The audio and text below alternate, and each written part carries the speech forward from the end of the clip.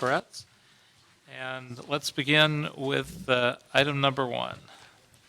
And item number 1 is a communication from the mayor relative to the appointment of Ms. Suzanne Steinke to the Board of Civil Service Commissioners.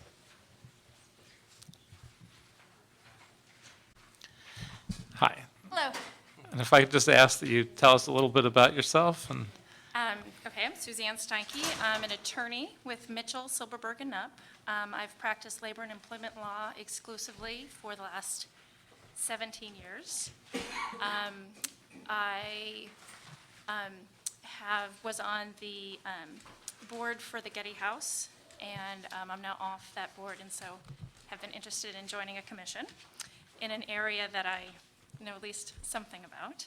I have a couple kids, school-age kids, and anything else you want to know, I'm happy to share. Mr. Thanks for O'Farrell? stepping up to serve. As a busy, working young mom, it's terrific, so we thank you for your service. And I'm not as young as I look, but take the compliment. But thank you. Take it when you can get it.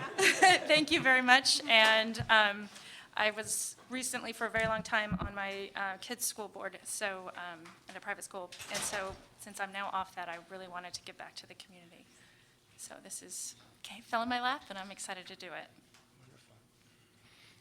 I move for approval, Mr. Chair. Without objection, that'll be the motion, and that'll be approved.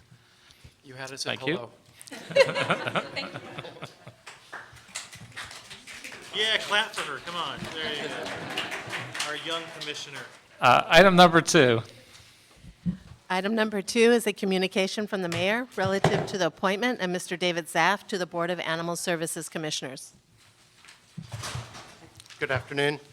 Hello. I wonder if you'd tell us a little bit about your background and why you want to be on this commission. Sure, I'd be happy to. Like Ms. Steinke, I'm also an attorney. I work at Caldwell, Leslie & Proctor. While my practice is focused on environmental law and civil litigation, I have also an active pro bono practice where I've been involved in animal welfare issues. And I am very interested in serving on this commission and expanding the ways in which I am involved in those issues. As well as getting a law degree, I got a public policy degree when I was younger, and I thought I might, like council members and the folks that work here, go into a career in public service, but circumstances kind of led me into a job that I love at a firm that I love, and I'd love to also have the opportunity to do something toward that goal of public service.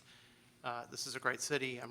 I love the city, and I think the city has recently been making strides toward improving its the shelter system, and I'd like to be part of the future of that.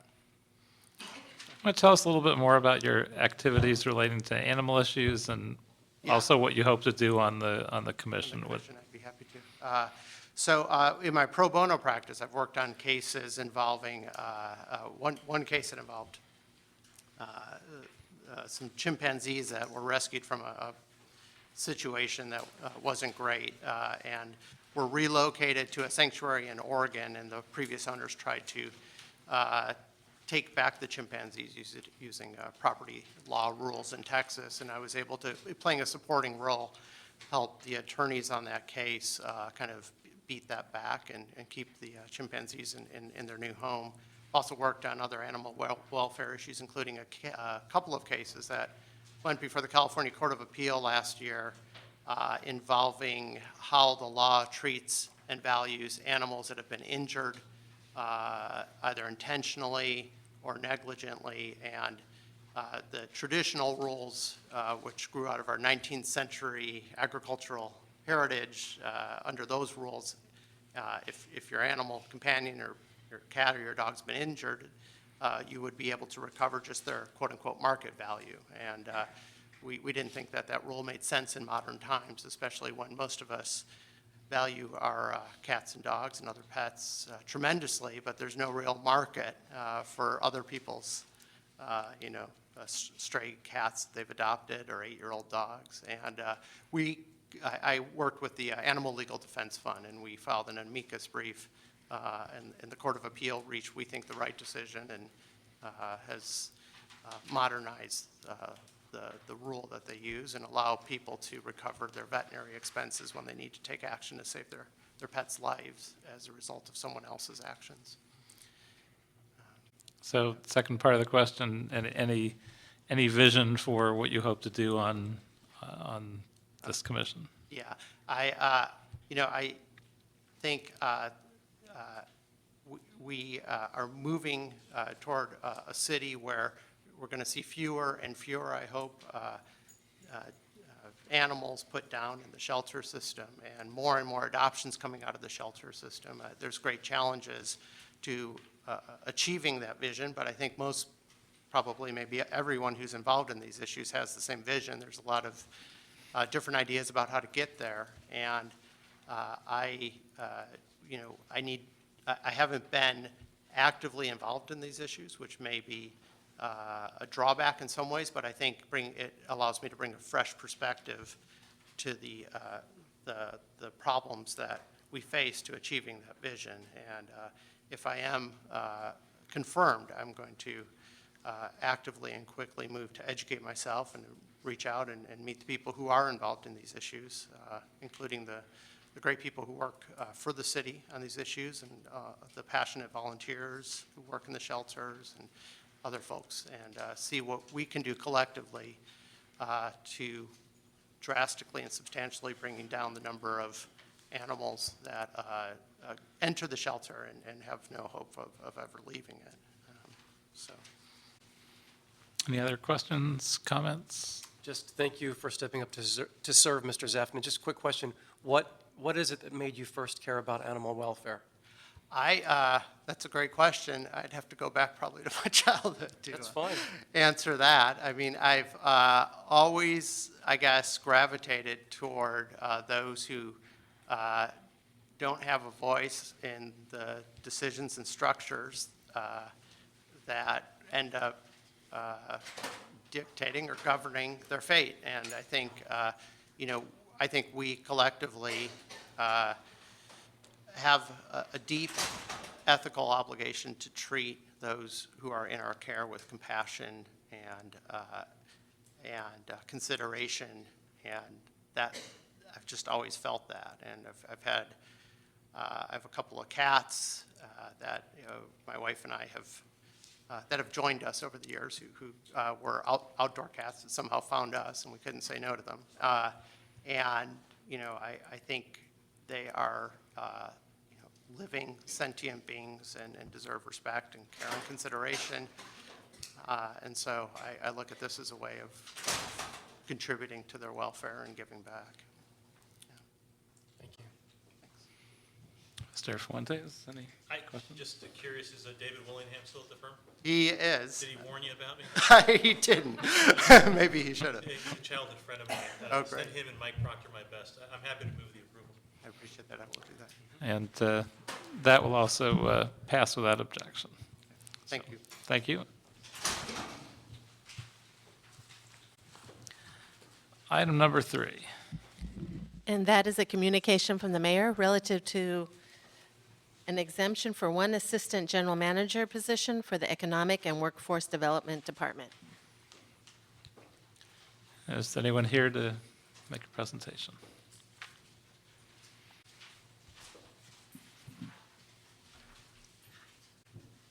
Good afternoon. Hi. Tanya Bellard, Personnel Department, representing Economic and Workforce Development Department.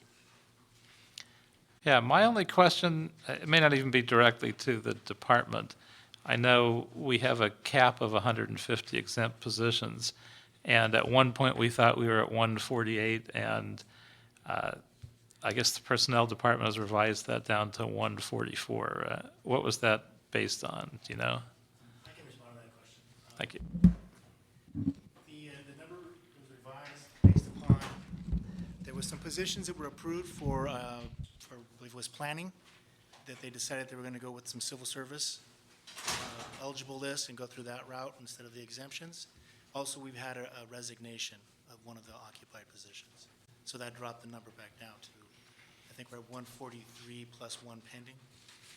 Are we concerned that we're getting awfully close to the cap, and do we have a plan B for when we hit that cap? We are watching it carefully, and we do have that other provision in the charter that allows us to go back and open up the number to 1% of the city employees, the 1% of the number of city employees. We've had discussions about that. I believe we've had discussions with your office as possibly to pursue that. But at this point, we're at that level where it looks like we're holding still at this point. And obviously, if we can keep under 150 rather than having to go through that whole bureaucratic process, that would make more sense. So we obviously think this position needs this significantly enough to start to push towards the cap. It is at the level of, it is an assistant general manager position, which are exempted. There are a limit of 2 exemptions per each department. This is an additional exemption, so that's why this counts towards the 150. Very good. Any other questions? Move for approval.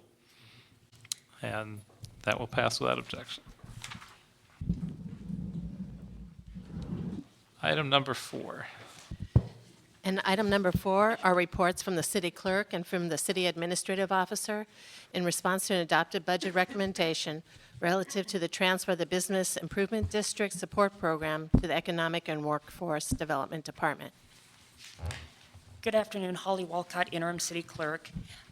During the last fiscal year budget deliberations, the proposal was made to move the Business Improvement District program, or as we call it, the Special Assessments Program, from the Office of the City Clerk to the new Economic and Workforce Development Department. We requested a couple of things. One, that it not be done concurrent with the fiscal year because of the way that the BID program, some of the functions that come up in August, it would be a bad time to transition to a new department while we needed to get information to the tax rolls. And the other concern that we voiced during the fiscal year budget deliberations was the number of positions that were being moved over. At that time, there were 10, 11, and 11th was added. And at that time, the council then instructed the city clerk's office to report back with what the position levels should be in the new department to be operational. We have read the CAO's report, and I know Trina will speak to that. Our primary concern is that if additional positions are not provided, that the program will not be functional as it moves over. There are $45 million in assessments currently. There are 39 active business improvement districts and several more pending. So at the very least, without an accounting clerk, the management analyst, and the chief MA, those are the 3 primary ones that we feel that the program really needs. The only correction I think I would make, and Trina, sorry I didn't give you a heads up on this one, was that these are not augmented positions. These are positions that have been lost. There are currently 2 accounting clerks, for example, that work on the BID program. However, one is remaining because this individual also works on AB 1290 and the CLA's budget. So it's because we're trying to split the baby that not every position moved. So the accounting clerk's not really a new position, the management analyst is not really a new position, and the chief MA is a reallocation from the senior 2. And then I'll turn it over to the CAO. Hi, Trina Otziker with the CAO. We're actually offering a modified recommendation. We're not saying that the city clerk or that EWDD will not need additional resources at some point. But what we're recommending is that those resources be reviewed in conjunction with the 14-15 budget. And the reasoning behind that is because just as the city clerk has been able to balance its workload out to be able to work with the number of staff that they have working on bid support, we believe that EWDD also needs an opportunity to be able to take a look at how they're going to balance their workload and what their priorities look like. So we'd like to, give them an opportunity to do that. In addition to that, we were also asked to provide an expedited review for this. If we were to look at, for example, position descriptions, workload indicators, the organizational charts, and other information, we'd need a lot more time to be able to step through that with the personnel department, for example, who would weigh in on the classifications and new positions. So what we're suggesting is Given that there could also be a component of general fund support in the positions, we're suggesting that it would be a good idea to take a look in the context of the overall city budget. Now, the Budget Committee directed that this bid transfer be completed by the end of the year. So for what reason is the CAO not following the Budget Committee's clear direction? It's not that we're not following the direction. What we're suggesting is that the department that is getting the resources take a look at how they can integrate their current resource and augment the bid support with the existing staff that they have. And then they can let us know whether they need additional staff through a budget package, and let us also know what alternative means of support there would be financially. Other questions or comments? I've got a question. So the recommendation that's on the August 9th report on pages 6 and 7, so you're disagreeing with sort of implementing those recommendations now? Well, what we're suggesting is that we think that it would be a good idea to take a look at existing resources first. And then there are also other possibilities of streamlining existing work within EWDD. And the city clerk has done a fine job of managing the program. Now that we have a new administrator, it would be useful to have the new administrator weigh in on how they can take their existing resources and leverage them with the resources that will be coming over from the city clerk. And I absolutely understand that. So is there an analysis prepared by the CAO that sort of shares with us what it is that those new resources are juxtaposed with what the clerk would be transferring over, so we know what the difference is? Well, two responses. Number one, we would be looking at that in light of both departments' priorities and what's available in terms of the entire city budget, because we do believe that there's potentially a general fund impact, if not in the first year, then in ongoing years. And then the second aspect of that is it requires a lot of documentation to take a look at, and we'd also need to work with personnel. We were asked to respond back to this specific committee today. We would need more time to be able to do a deep dive into some of that documentation and take a look at the resources. How long, taking that last part first here, how long do you think you need in order for the committee to be able to, in your opinion, understand whether they've got the capacity to do it in the new department? I think we would definitely need to get both the clerk and EWDD on board and have discussions with them. We would need to assemble all the documents that we would need and would need to provide to our ERD section and to personnel to take a look at the positions. So I would say 60 days would be appropriate. And so, and Holly, for you, what is sort of our hard and fast time frame in order to make sure that we don't jeopardize sort of the BID success? I saw in here that we need about $258,000 worth of sort of support in order to make sure that we're in good shape. I mean, from your perspective, how fast do we need to move? I think you would be okay with the 60 days. Basically, what's currently, is my understanding, is the timeline is, as our staff will move physically onto the payroll of EWDD, sorry, on January 1, but we won't make the physical move until the space is ready. And clearly, the city clerk is going to continue to support the program as long as it's sitting in our office. So we wouldn't ever abandon. Right. It's harder to do once they physically moved. So you think 60 days or so is Oh, absolutely. we'd be okay? Absolutely. So prospectively, unless I'm incorrect, I don't think there are any BIDs in the northeast San Fernando Valley or the northern part of the San Fernando Valley. Am I correct about that? Not in CD7. You have any in CD6? I don't think so. There was, Coima was working, but I don't think it ever got off the ground. The only reason I ask is prospectively, you all are talking about sort of resources that you need to make sure that the $45 million is being. Panorama City. Panorama City's got one? Okay. So just as you're doing this analysis in the next 60 days, I'd like to know if you'd be able to support 3 or 4 more BIDs. And maybe, to be fair, how many more you could support with your resources, because I imagine that my colleagues and I would like to see, the continuation of this very good sort of program. I'm very interested in trying to get 2 or 3 up and running in the foreseeable future. So understanding that it'll probably take a year or 2 before we actually sort of task you and your resources to support what I'd like to see happen, I'd like to start planning if at all. And if it's okay with the chair, I would concur with the 60 days just so we can sort of sharpen our pencils. I might propose a substitute motion, but first, let's continue the Yeah, discussion. I just want to say, whatever will provide a seamless transition is what is of importance to me. I know that in the 13th, we have several existing bids in the Hollywood area, and we have 2 pending, one for East Hollywood and then one for Echo Park. And so I would just, it's of paramount importance to me that there's a seamless transition so that there's no question about resources or staff resources and working with the community.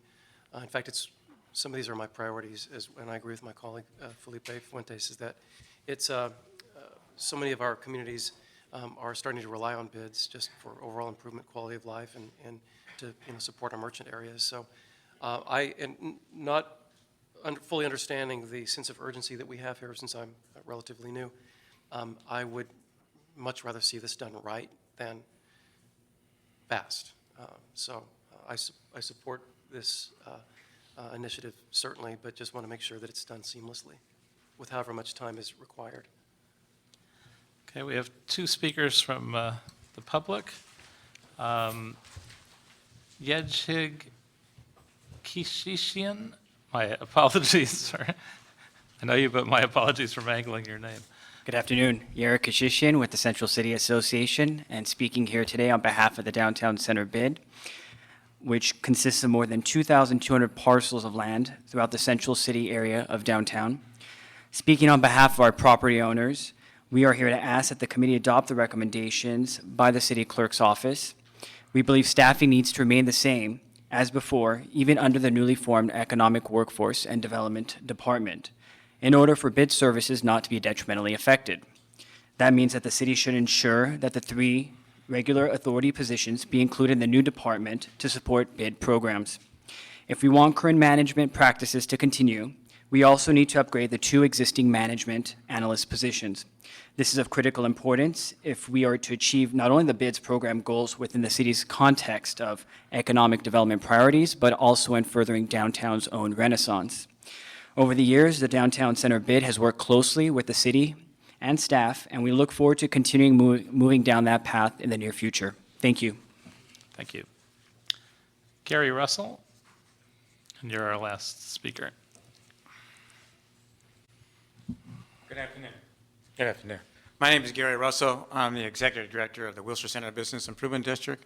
We were the first bid in Los Angeles to be formed in 1995.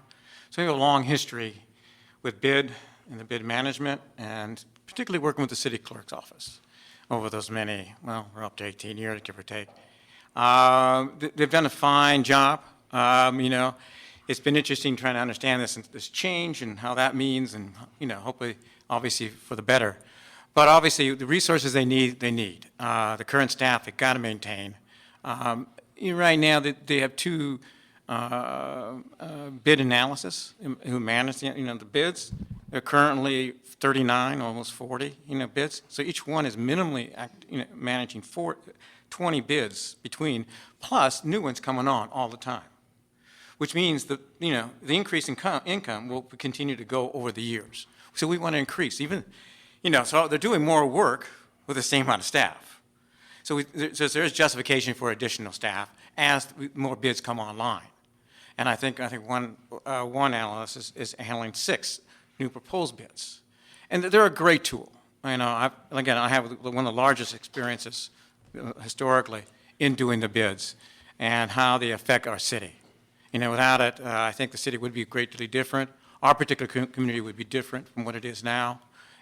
All these bids have improved their areas and enhanced a viability, a caring aspect, and a cooperation with the city. And it's that public-private business, private aspect that I think what brings the bid work to fore, and continuing to support the special assessment unit, I think is greatly needed. Thank you. Thank you. And I would agree with the 2 speakers, and certainly I've had good experience with this in my district. We've had it throughout the city, that bids provide a lot of services that cities no longer can provide, and do tremendous economic development as a result. And I think we want to be in a position to add more bids. I think they're a win-win wherever they go in. although don't underestimate the amount of work it takes to get it to happen. It's definitely a handful, but it's a very positive thing. I know Council President Herb Wesson has expressed to me his concerns that this is very important to his district and the whole city, and he doesn't want to take a chance that we damage their effectiveness and slow it down by postponing it. And so I would make a substitute motion that we approve the city clerk's report on August 9th and forward that to the Budget Committee, which also is set to hear this item. And so, comments? So just to be clear, so you're saying that we would essentially just approve the report and not afford the CAOs the 60 days to come back, and understanding that the clerk, I think the testimony was that we're safe? I mean, I feel Well, like that may be an optimistic view. Yes, we could get by with it. I would rather just see us put this on a tight timeline and move it forward. I think anything else is just taking a chance at slowing it down and possibly disrupting it. And so, if there's no further discussion, May I just add that reallocation requests are reviewed by the Personnel Department, and pay grade upgrade requests are reviewed by the CAO's Employee Relations Division. So we would still have to play our roles in this request, and they would still have to go through that process. So in other words, the CAO's report would move forward to Budget Committee without a recommendation. Is that what you're saying? Well, what I'm saying is, the city clerk is requesting that,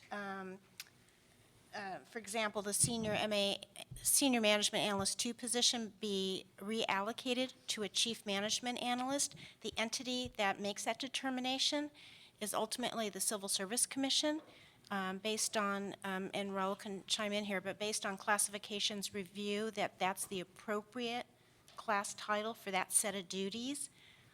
That process still has to take place. So that position, the chief management analyst, for example, would not be added to the budget until that review took place. But our step would be to move it forward.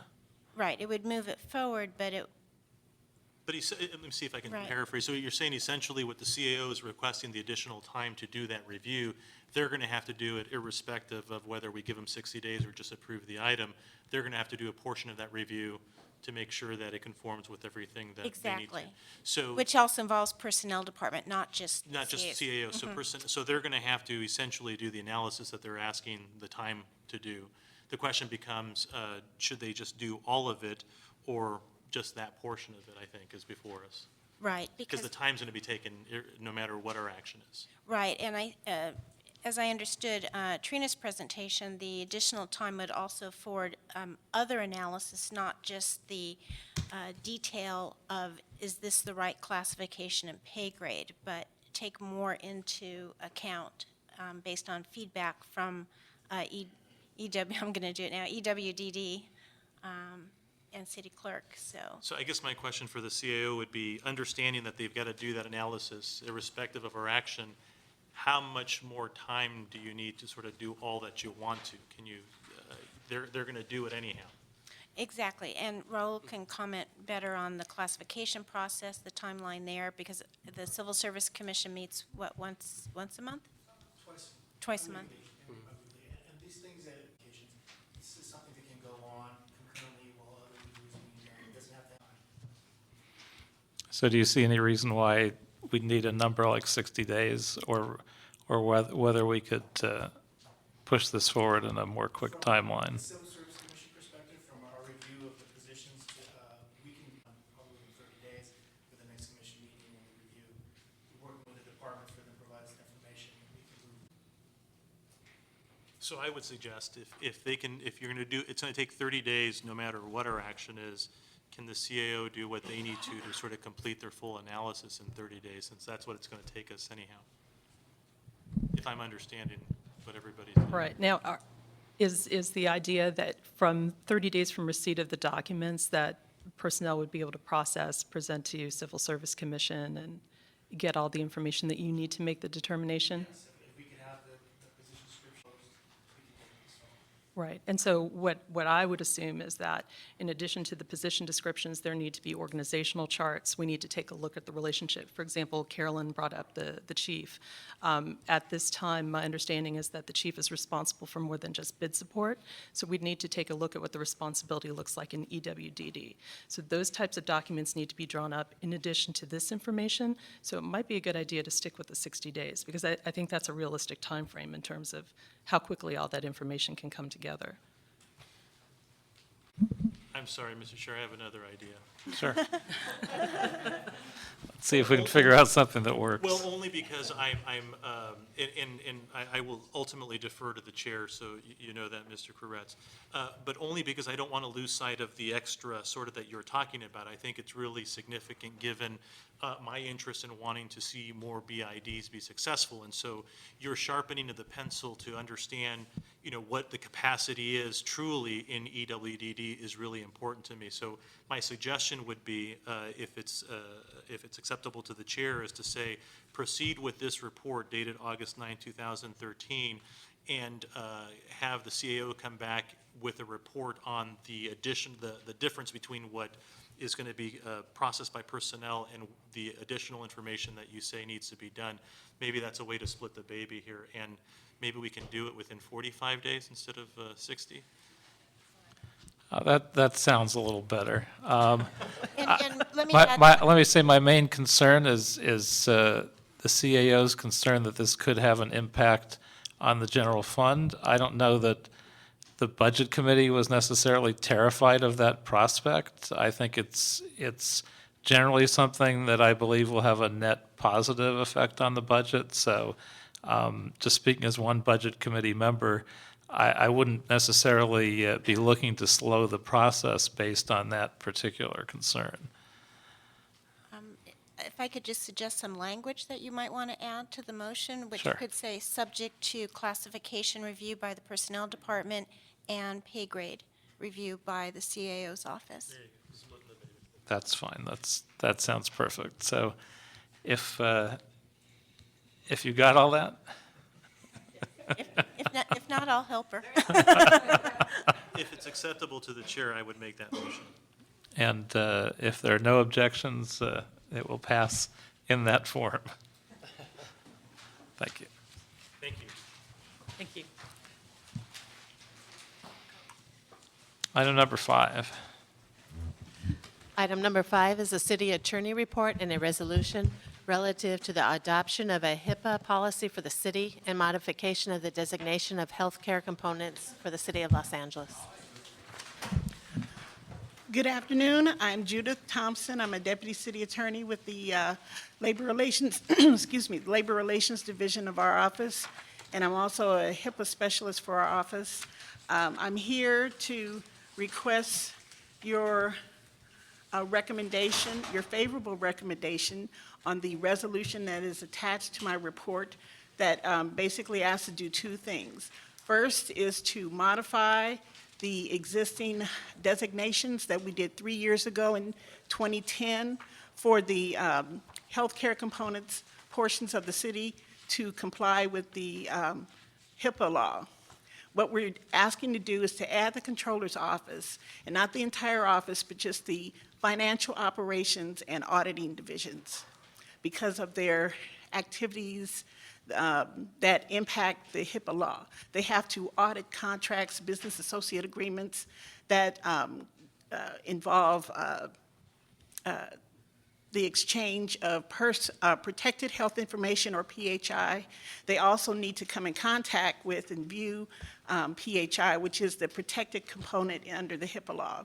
So they need to be added as a healthcare component. Also, we want to modify the listing of the healthcare components.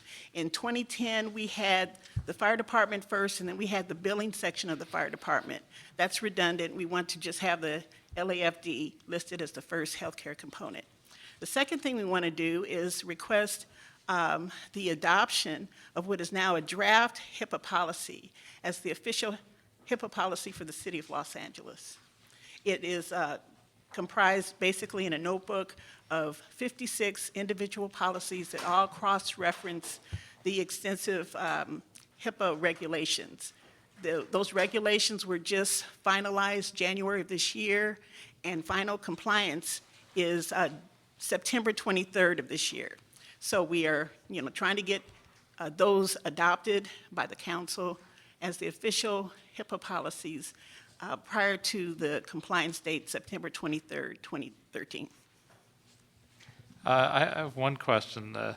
I don't completely understand how a hybrid entity works, because I know we're looking to designate the city of Los Angeles as such. I wonder if you could explain that. Well, in 2010, what we did was we did just that. We designated the City of Los Angeles as a hybrid entity under HIPAA, which means the City of LA performs both HIPAA and non-HIPAA related activities.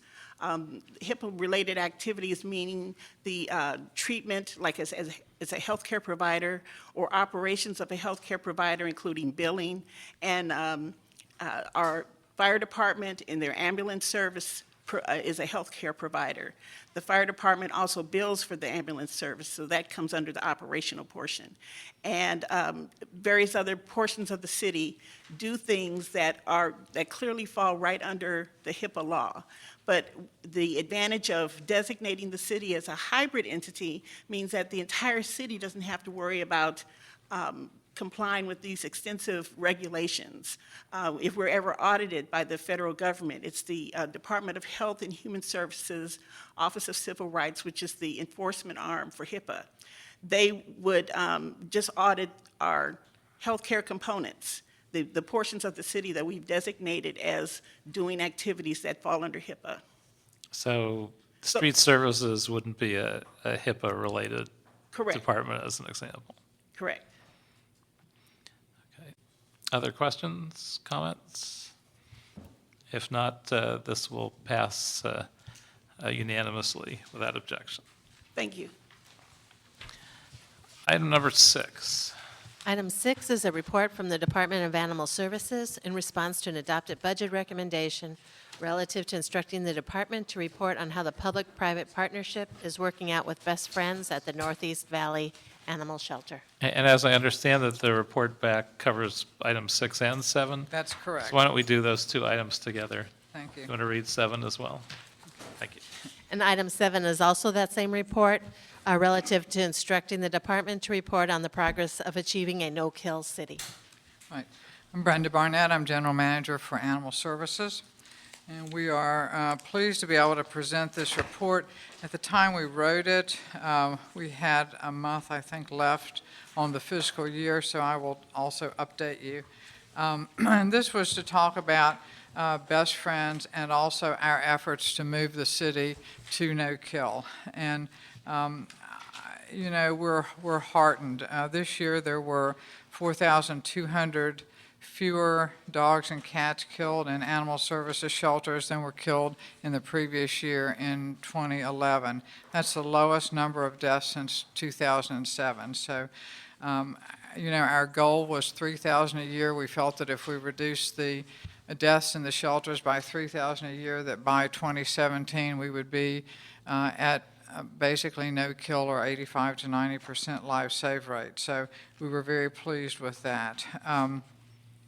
When we looked at 2010 to 11 compared to 2011 to 12, the department only showed a slight increase in the life save rate. However, beginning in December of 2012 and the first 10 months of this fiscal year, compared to the same time last year, the department's life saving rate increased by 6.3%.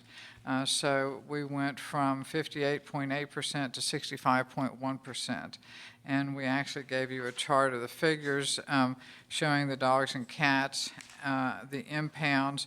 So there were 2,280 fewer impounds of dogs and cats, and although that is a small number, that has continued. So we do see that the number of animals entering the shelters is being reduced.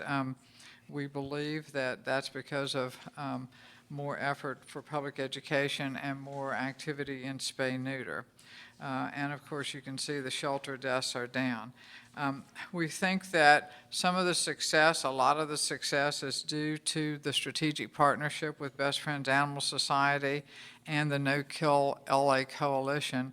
NKLA Coalition is a group of 50 or more New Hope partners who have specifically joined us in the effort and the pledge to make the city of Los Angeles no kill. So we manage relationships with all of these groups. There are an additional nearly 200 New Hope partners in addition to the ones in the NKLA coalition. So we manage the relationships. My assistant is a very busy person. She tracks all the animals leaving the city shelters. She keeps up with their paperwork on if they are released on a D300, which means they medically weren't able to be spayed and neutered before they left. She makes sure that we get their spay-neuter certificates back within a month, and if not, we discontinue their activities until they supply the paperwork we need. And so we feel that this has, had a huge impact. Each year we hold a number of adoption discount events that help us to try to drive people to the shelters to do adoptions.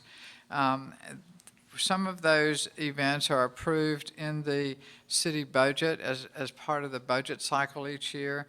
Some of the special events are funded by other organizations.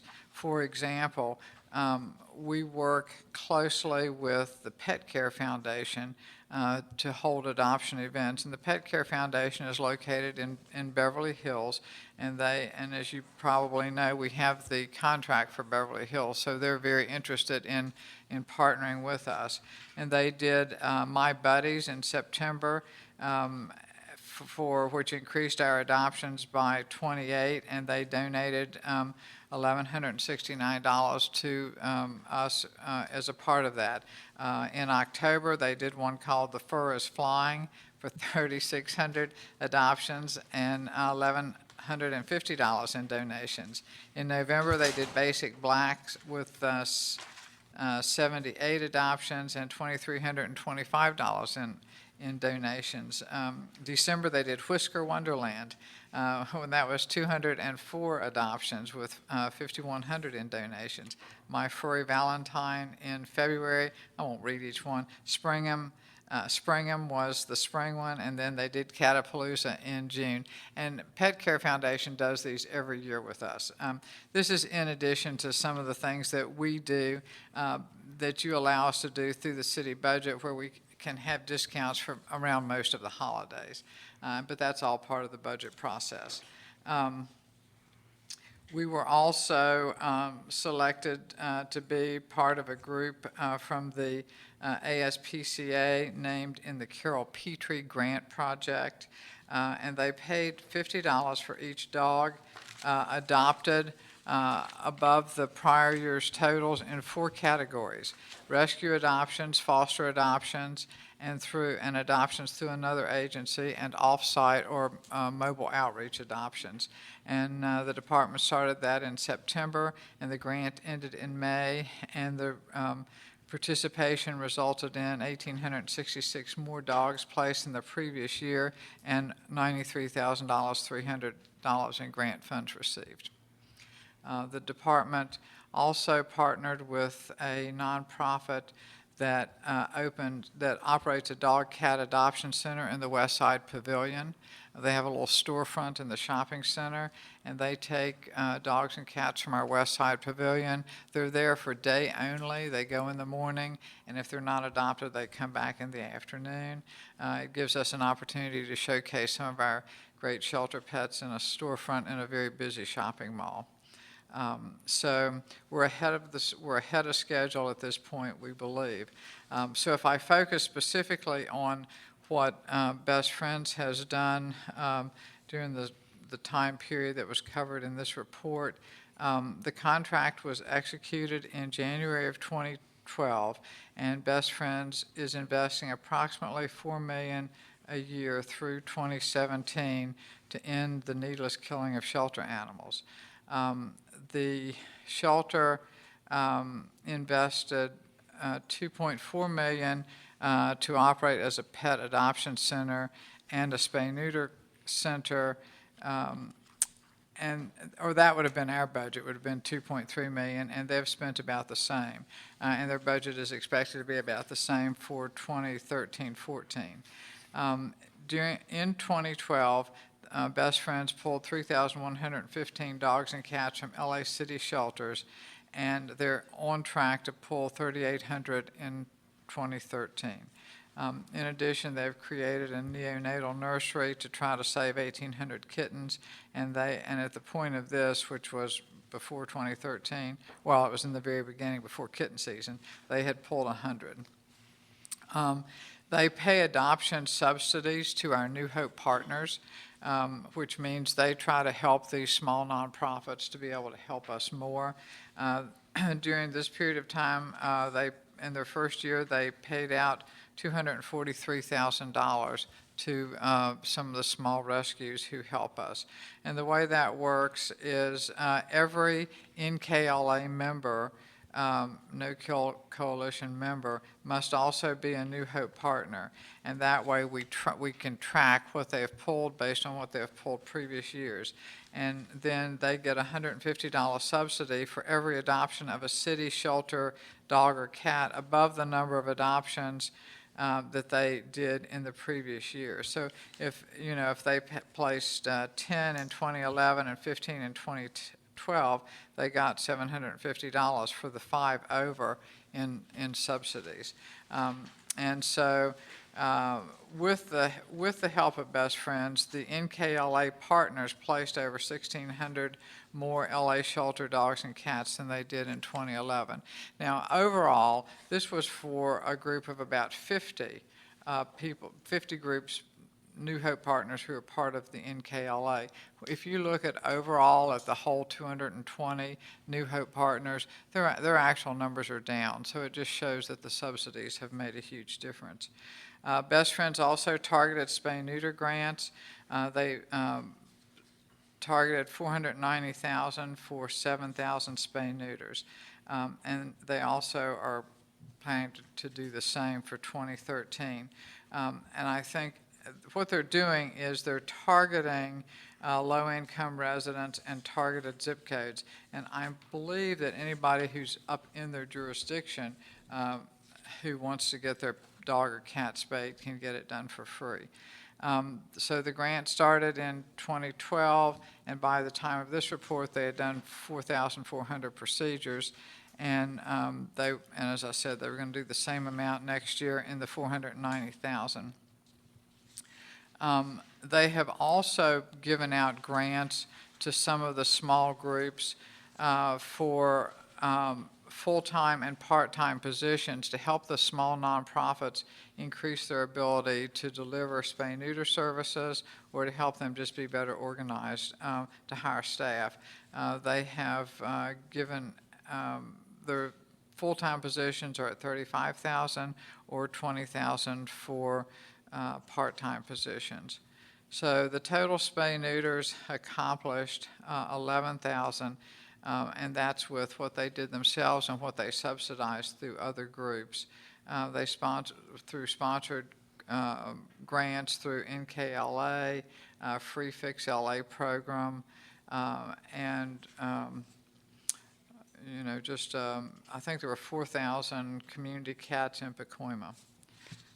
So other key achievements, $493,000 for local adoption promotions and advertising and transport costs to out-of-state adoption guarantee organizations. All animals transported out of state are microchipped to Best Friends, and any animal that cannot be adopted is returned to Best Friends. They put up $50,000 for the super pet adoption events for local shelters and rescue organizations. $400,000 in NKLA promotional media buys to promote adoptions of shelter animals, and $391,000 in 2012 fundraising for local rescue organizations through their Strut Your Mutt, which is produced and promoted by Best Friends, and then nonprofit agencies can participate, and then the $391,000 went to them. I think it was a pledge program. So that completes my report. And what I'm happy to tell you is that as this report, I think, went through, I think it was April. We did finish through April. We did finish the fiscal year on target. The trend continued. The overall incoming animals reduced by 2,492, which was a 4.35% reduction over the previous year. Our live release rate ended up for the entire year of being 5.12. The cats had a huge increase of 9.5% increase, and dogs of 3.65%. And our total shelter deaths were reduced 21% by 4,554. So that finished our fiscal year. And the numbers aren't in for August yet, but I can tell you that in July the news was still good. I just have one question. I know some of the folks that are critics of the Best Friends program say that they cherry pick the animals that are in their shelters. What's the answer to that? Well, quite frankly, I haven't been to Best Friends since the grand opening, so I haven't looked at their animals, but what I'm hearing from staff is that they take some very hard cases and they take some easy cases. So I think they try to mix it up. I know at one point we were having trouble keeping inventory of spayed and neutered animals, so I called up Mark and said, could you guys try to pick from the ones that aren't spayed and neutered, because we need adoption animals on the floor, and they've been very agreeable to do things like that to help us out. Very good. Other questions or comments? A question about where Best Friends operates. It's Mission Hills Shelter, correct? And that is, the question is, do they do intake? For example, if someone finds an animal on the street, a stray animal, or they rescue an animal and bring it to Mission Hills, what happens? What's the process? They either bring it to us or we go pick it up. Part of our contract with them, and whether this was smart or not, history will tell us, but when we originally wrote the contract, we felt that we wanted to be able to inventory everything that came into the city system. And we also wanted to make sure that every animal that benefited from the city services was a city animal. So we actually put that into the contract, that they can't do intake on their own, that it has to go through us in some manner. Mm-hmm.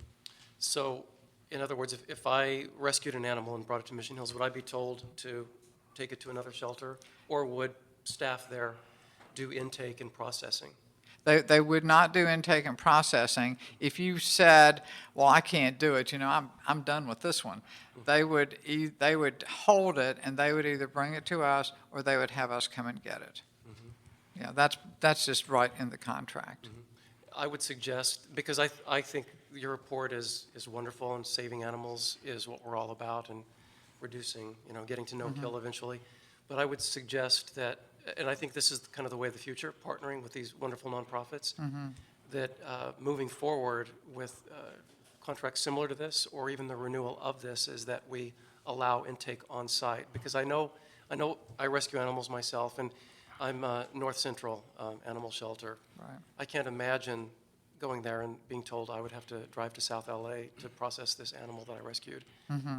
And just knowing the families in need and the animals in need, I think that it might increase our intake numbers, but I think that it would save additional animals. And I think it would also reflect much better on the organizations that are partnering with the city, the nonprofits. Well, the way the contract is written, it's a 3-year contract, and it has 2 optional renewals. I can explore with the CAO's office and the city attorney's office what it would require for us to make a change. I don't honestly know. I can't imagine that they would be anything other than open to it. Seems like that would be a logical idea. At the same time, there has to be some way through computers that we can help the department identify each animal that's being taken in. Well, I think with our a picture and put on the computer. And I don't think any of us would have a concern now. I think when we wrote this initially, we wanted to control every incoming number and face, and I think now we have a trust relationship built that we wouldn't have a problem with that, quite frankly. I think that's probably true. There was a certain amount of criticism, and I think we have more of a sense of how it operates now. I would just lastly add that I know that that's why the shelter was built in Mission Hills. It's because there was a need there. So I think it's terrific. I just want to commend you, and I want to commend Best Friends and all of the organizations that are contributing.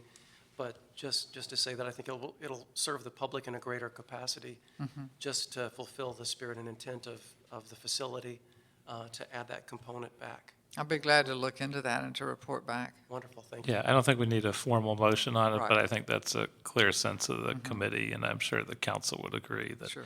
if there's a way to quickly amend that contract and add it in, I can't see that Best Friends would have any great objections, I'm guessing. So, Mr. Fuentes? Thank you, Ms. Burnett. Thank you. Thank you. And we have one speaker from the public, Phyllis Doherty. Thank you, Phyllis Doherty with Animal Issues Movement. First of all, to your question as to taking in the animals, there are laws regarding impounding stray animals. They do have to go through the procedure. They are people's property. You cannot just bring them in. If someone's car is found out there, you can't just drop it off at the local council office and say, I found this car, and so you take it in. It has to go through LAPD impoundment procedure. Same thing with animals. So that's the reason that you have to have animal control officers. They're not offering any services out there. If we're going to offer that service, then we need to also offer services to the community in terms of law enforcement and helping the animals out there. They do not have the jurisdiction to do that. So that's why there are laws that govern it, and that was what we'll keep from. This is actually a concerning report in that it's a nice fluff piece. It makes everything sound wonderful, and it takes everybody off guard to the fact that actually these trends, these figures that Ms. Barnett's talking about are nationwide. They follow the economic trend. 2,000 animals less, that just about fits, because now most of the people who had to get rid of their animals between 2007 and now have done so, so we're not having that number. That's in any of the shelters. There are fewer euthanasias because of that. So there's no difference here from shelters that are not working with Best Friends. You also have an artificial environment. Best Friends is paying people to adopt out the animals, $150 a piece. We don't know where they're going. They're also transporting them out of state. You're not getting a report. What is this $2 million spent on? They're taking in 3,000 animals. They only sold less than 800 dog licenses. So what happened to the rest of those animals? 65 of them went to sanctuary. Where are they? I know they're going to say, oh, they were adopted out of the city. That many? From 800 to 4,000? Where did they go? So we have a false environment. We are not actually working with the problems and developing a program that will be sustainable. If Best Friends leaves, which they will, once their donor base is built up here, then we will be without a program that works for the city. So I think we need to stay very, very serious and focused on this. And I hope that you will read our letter. Thank you. And without objection, we'll receive and file those two reports, or I should say those two items. And with no other further business before us, we are adjourned.